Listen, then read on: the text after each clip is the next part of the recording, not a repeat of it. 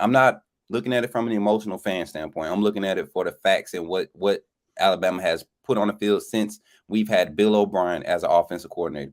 And we just have yet to use all of our arsenal. We have yet to give the guys that's on the bench, Christian Leary, Tyler Harrell, Aaron Anderson. I mean, all these guys are healthy and sitting on the bench, cheering their teammates on. They're getting on special teams, making plays. Kendrick Law, number 19. That guy, it's been a couple of games where he's got in late and you see him cooking up DBs, and not getting looks. It's just we have suffered from a enormous cancer in Bill O'Brien being in our locker room, on our staff. And it showed fully last night. Bryce wasn't comfortable with the play calling. Of course, as much as he tried to look like he was still calm, cool, and collected, he was rattled after that first interception because the drive was going perfect. And then even then, as an experienced offensive coordinator who's supposed to have this professional mindset, this is a point I want to address off top.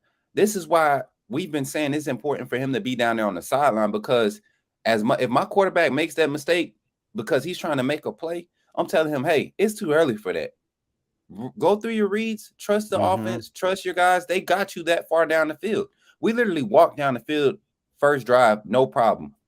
No problems. We didn't have any negative plays. We had a short run play by, I believe, Jace McClellan had like a 3-yard gain. That was probably the worst play of the drive, and it was still a positive play. And you turn around and you get down in the red zone and you put Bryce in a situation where, and the offensive line, who in my opinion did a great job last night with what they had to work with when we talk about play calling. You put them in a situation where they shouldn't be forced to be standing straight up to protect on the goal. We 5-7 yards away from the goal line. Let those guys get in the trenches and put their hat on somebody and enforce their will. Let them throw their weight around when we're in that red zone.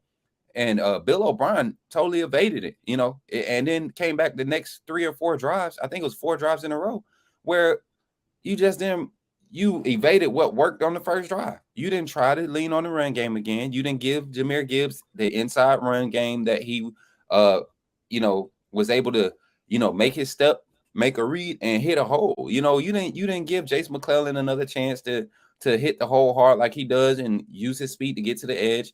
You didn't put Ja'Cory Brooks in an RPO situation where he's beating his guy inside every time he has a quick slant and giving Bryce the space and the timing to make the easy slant pattern pass. You didn't attack the flats in the red zone. If you're going to put us in shotgun, you have to put somebody in the flat so that you can open up the middle where you're trying to get the ball to. It's simple things that Bill O'Brien has failed to do on a consistent basis. And like I said, he is an enormous cancer to the Alabama program. And until we get rid of him, starting with him, because he ain't the first one he ain't the only one we need to get rid of. Until we get rid of Bill O'Brien, we're going to continue to see this type of turmoil and uncertainty and lack of motivation and guys sitting on the sideline, wishing that they could get a chance. And you can see it in those guys' eyes. A lot of these guys, they believe in Saban. They believe in professionalism. They believe in, doing your job at the time when you need to do your job. And that's all the time. Whenever you have that uniform on, whenever you're outside, you'll represent that organization 24/7 the moment you walk on that campus as an Alabama football player.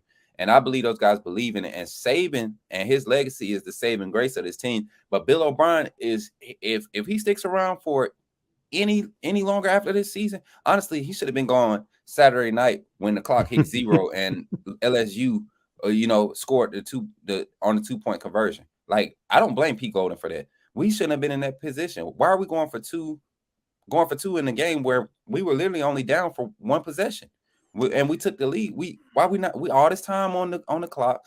Why are we going for 2? Coach Saban, why are you allowing this? Why are you trusting this guy's judgment? He hasn't proven to us since last year, when he in the LSU game last year, that he has not proven himself competent enough to make the pressure time decisions to lead us to success.